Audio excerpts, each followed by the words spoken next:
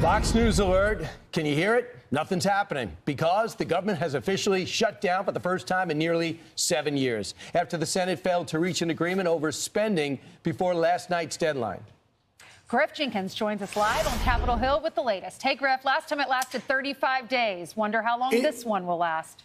It sure did. That's a great question, Ainsley. Brian and Lawrence, good morning. It was December of 2018, and that government shutdown lasted 35 days, as you point out. Now, here we go again, the Senate failing to pass that short-term government spending bill. Now, hundreds of thousands of government employees will be furloughed, possibly some even let go. And this morning, we have a brand new statement from Democrat leaders Chuck Schumer and Hakeem Jeffries. In it, they say Donald Trump and Republicans have now shut down the federal government because they do not want to protect the health care of the American people. Democrats remain ready to find a bipartisan path forward to reopen the government in a way that lowers costs and addresses the Republican health care crisis, but we need a credible partner. Now, here's the vote breakdown. It was 55 to 45, 3 Democrats voting with Republicans, John Fetterman, Catherine Cortez Masto, and Independent Angus King, who caucuses with Democrats. 1 Republican, Rand Paul, voted against the bill as Minority Leader Chuck Schumer blasted Republicans over the bill.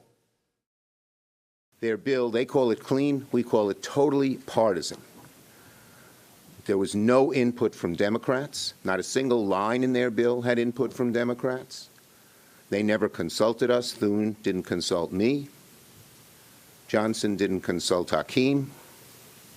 And the bottom line is that we had a partisan bill. But House Speaker Mike Johnson slammed Democrats who were holding out to try to extend Obamacare tax credits. What they're trying to do is roll back the reforms, the very important, necessary reforms that we included in the big, beautiful bill. We got able-bodied young men off of Medicaid. They should have never been there in the first place. And we got illegal aliens off as well. Millions of people removed from the rolls, which makes health care more affordable for everybody. They want to roll that back. Why? Because they want illegal aliens to be voters for their side. The shutdown comes after a New York Times poll showed 65% of Americans said Democrats should not shut the government down if their demands were not met. Just 27% said they should. So where do we go from here? It's unclear. As you point out, Brian, it's quiet as a mouse up here on Capitol Hill. We are hearing from Majority Leader John Thune that they're expected to take some procedural votes in the Senate, which may show whether or not anyone is having a change of heart, but there are no indications that that is the case. Brian, Ainsley, and Lawrence? All right, thank you, Griff. It could disrupt everything from air travel to the monthly jobs report to jobs at the DOJ, Social Security Administration. People could be furloughed. The non-essential workers are really those who will be most affected. They're going to be sent home without pay. That's offices in like scientific research, customer service, and then the essential jobs will stay at work, and that's military troops, border guards. So we have been hearing some rumbling when it comes to the activists that they wanted the government to shut down, the Democrats. Now the polling suggested as well 47%. And Monday, there was some reporting that a deal was reached. And then Schumer got some pushback, and he pulled out of it. So, I mean, this is all partisan. This is all the base-driven.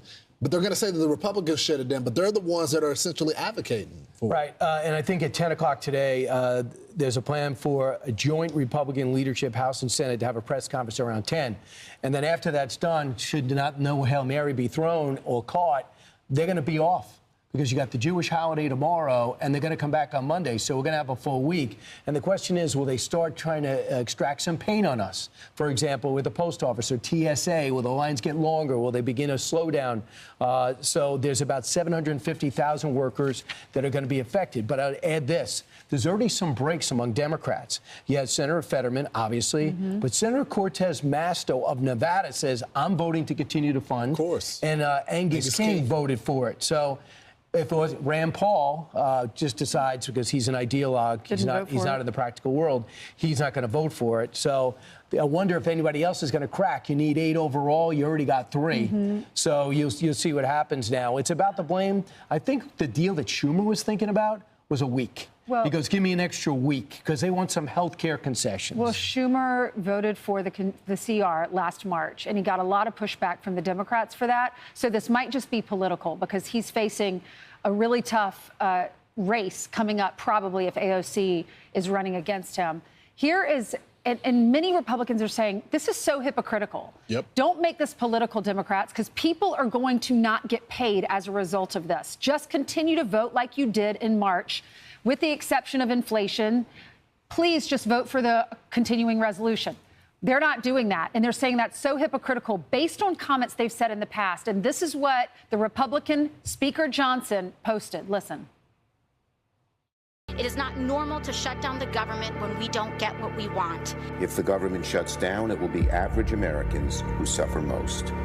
A government shutdown means seniors who rely on Social Security could be thrown into chaos. Families will be hurt. Farmers will be hurt. It's the service members who will work without a paycheck. It's the firefighters who will be furloughed. This shutdown, you know who's going to feel the pain? You know who it hurts? You. Everyday people and the most vulnerable. Seniors, veterans, working families, hungry kids, y'all. So what changed? A different party, different majority. And by the way, that tape is rolling outside the Speaker's office. So any press person that walks by, I'm not sure how many Democrats come by and visit. They got coverage. I had one other thing. What Democrats want in the big picture is in 26, they think their best issue to run on is health care. So they want to make the Republicans look like they're cutting everybody's health care. So they are going to beginning to lay the groundwork here, and they're going to say, look, we've shut down the government for your health care. But in reality, what they did is during the pandemic, they put money into health care because of everyone's illness and the scariness about, will I die tomorrow? But they never took the money back. So he wants to go back to pre-pandemic levels. Also, they cracked down on people, able-bodied people getting it, and illegals that were receiving it. So that's what they say. But if you want to, so what Senator Thune just said, and he's just a practical guy. He goes, if you want to talk about this, let's talk about it. But let's fund the government at the Biden levels while we do it. We're going to have the Vice President of the United States on later on in the show. We're going to get full reaction to what's going on with these negotiations. Is there a breakthrough? We'll ask him. I'm Steve Ducey. I'm Brian Kilmeade. And I'm Ainsley Earhart. And click here to subscribe to the Fox News YouTube page to catch our hottest interviews and most compelling analysis.